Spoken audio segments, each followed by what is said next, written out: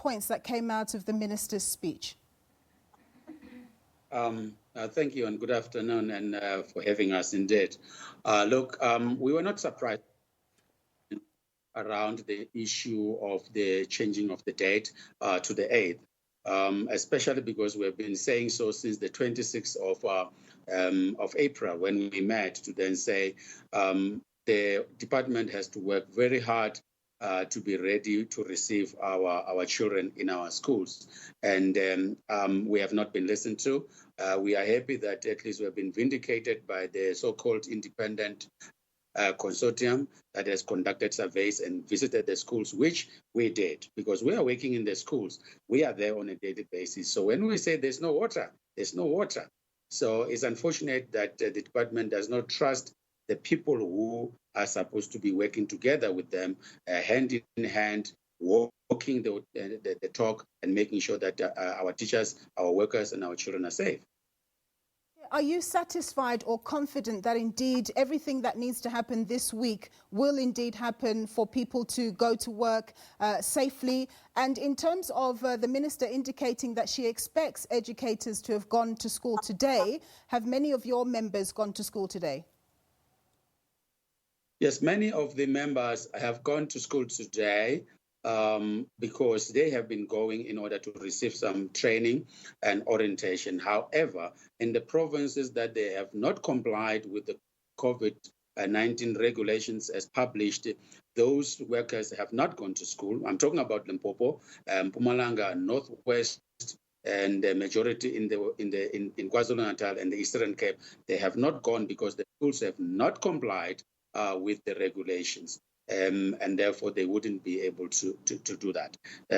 So yeah, that is what I can say. I'm receiving reports that some deliveries are being made. We need to appreciate the work that is being there. But look, because I have tried to be sane and be absolutely logical for 2 months, and I think that has defined me as a madman to believe that the department will be ready on the 8th in terms of everything that has got to be there, unless they cut the corners like they always do. So they will not be ready.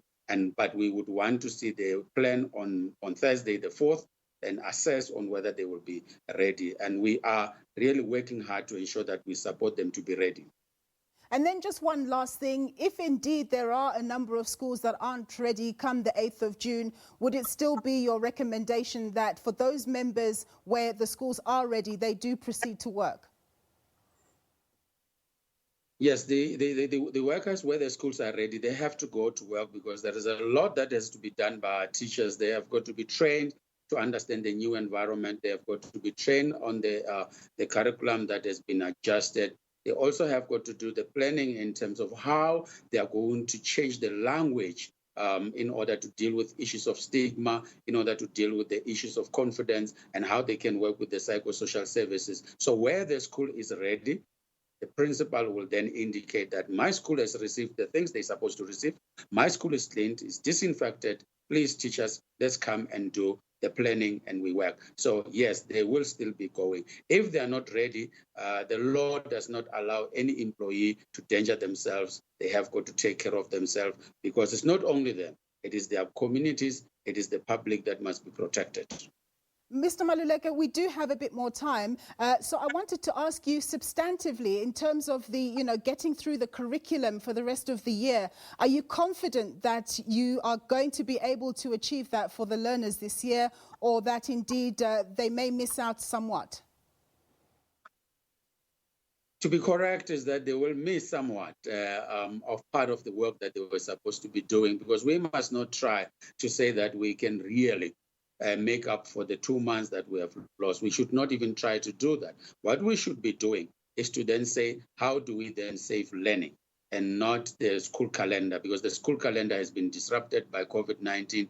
And therefore, what we've got to do is to go back and say, what are the most important concepts that needs to be taught for a learner to progress to the next level? What are the most important skills that a learner needs in terms of reading and numeracy for them to be able to progress to the next level? Because these are internal assessment and therefore we will still be with them in 2021. So extending the year is not a problem. It has to happen because that is what is dictated upon by this particular virus, that we should not try to think that we can claw back.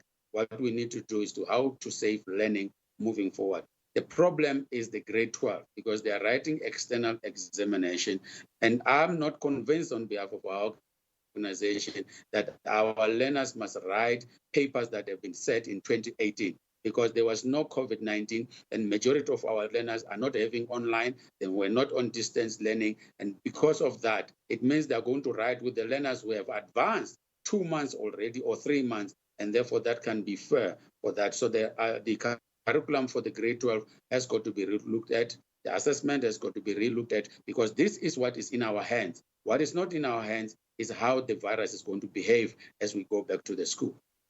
Mr. Maluleka, thank you very much for your time, sir. That was Mugwena Maluleka. He's from SADTU. Well, off to the Eastern